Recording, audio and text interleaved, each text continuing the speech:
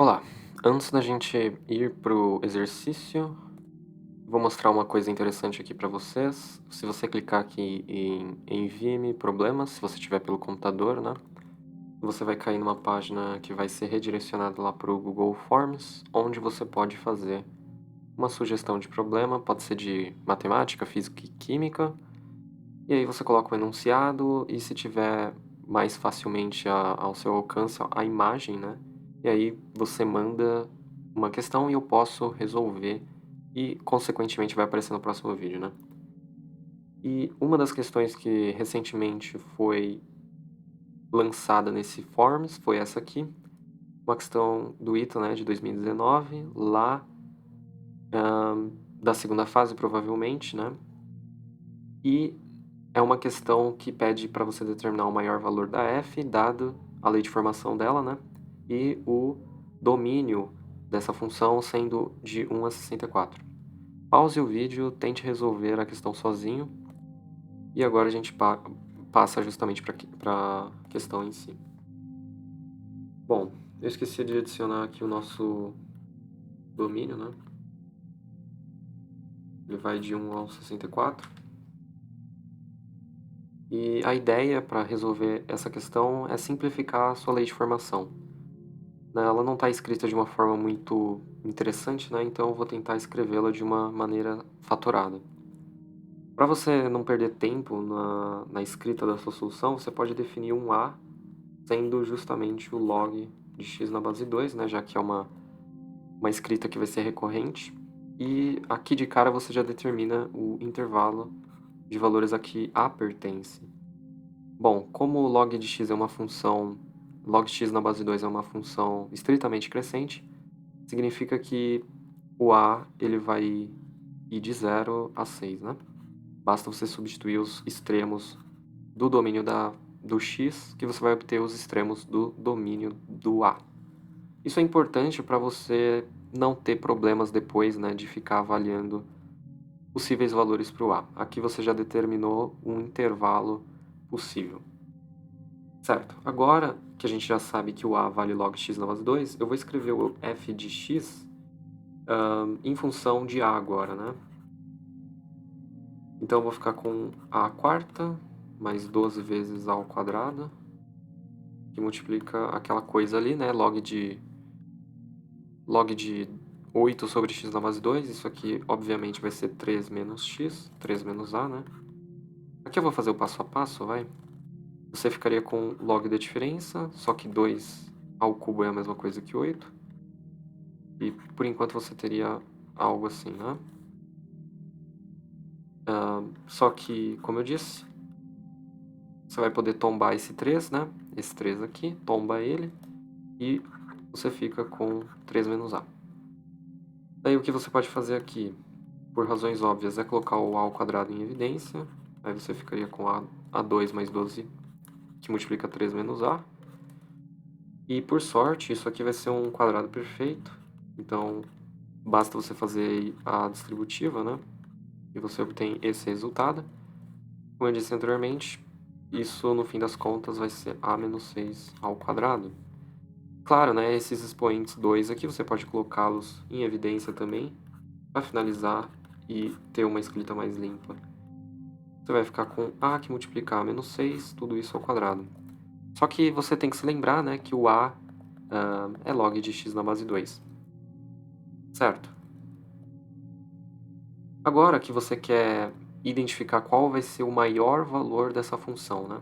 Aqui você não precisa nem utilizar um esboço da figura, basta você se lembrar do formato de uma curva parabólica.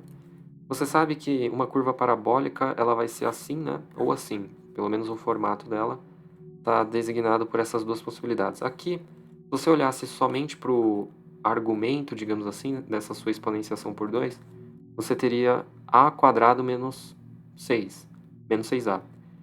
Significa que aqui você teria que tipo de formato, né? Você teria uma parábola, fazer um esboço mais decente. Você teria uma parábola de concavidade positiva, né? Ou seja, ela está feliz, e ela vai ter como raízes o número 0, que está aqui, na origem do sistema cartesiano, e o 6, né, pela fatoração ali. Isso seria a sua parábola a menos 6. Só que aí você está fazendo uma exponenciação ao quadrado, o que significa que essa região aqui do seu gráfico, ela não vai mais ser imagem negativa, porque você está elevando ao quadrado. Obviamente a sua função f de a ali, né, ela vai ser positiva. Então, o que você está fazendo essencialmente, em termos de formato do seu gráfico, é ter um gráfico acima do eixo das abscissas, né, do eixo x. Então, eu não sei exatamente como vai ser esse gráfico, mas eu poderia dizer que ele vai ser algo nesse sentido, né? Algo nesse sentido, não necessariamente ele vai ser simétrico em relação ao eixo x, mas certamente ele não vai ter valores negativos. Isso já é suficiente para você identificar qual vai ser o maior valor que a f de a pode assumir e, consequentemente, a f de x. Né? Porque, como a sua função a que multiplicar a menos 6 tem um mínimo, né? E a gente sabe muito bem identificar onde que ocorre em termos de abscissa o mínimo, né? Esse vértice aqui é, obviamente, o mínimo da sua função a que multiplicar a menos 6, e isso acontece quando x vale 3. Então, como você vai fazer uma exponenciação ali ao quadrado, certamente esse valor mínimo ele passa a ser o valor máximo e positivo, inclusive, né? Então agora, como você quer encontrar o maior valor de x, e para ter uma resposta mais completa você precisa do valor da abscissa que torna f a maior possível, agora a gente volta para o mundo de x, né? Claro, aqui você pode fazer para o mundo de a e depois voltar para o mundo de x.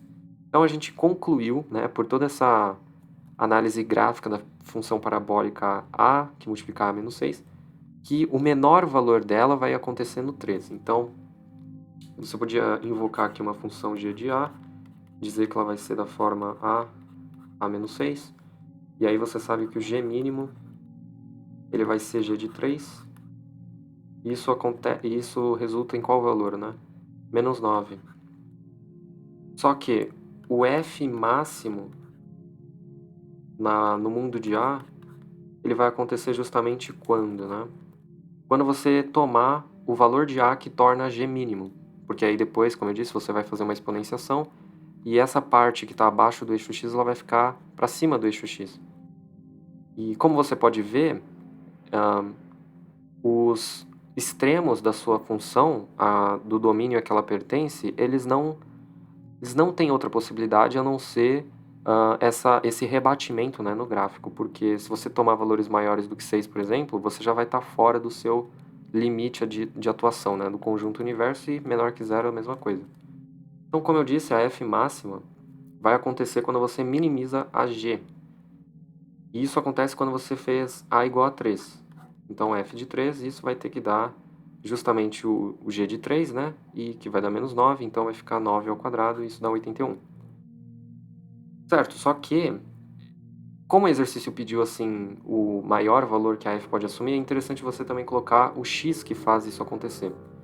E aí, como a gente definiu como log de x na base 3, na base 2, aliás, basta você dizer, então, que x vai ser 2 ao cubo, nesse caso, né? O 2 elevado a. Então, o x, a abscissa que leva a imagem da f a ser a maior possível, então, digamos que é um x máximo, vai ser justamente o 3. Aliás, o 8, né? Que é 2 ao cubo. Basta você substituir o a por 3, e é isso. Então, para você finalizar, uma resposta final seria f máximo é igual a f de 8, que é igual a 81, ponto. Né? E a explicação é justamente essa.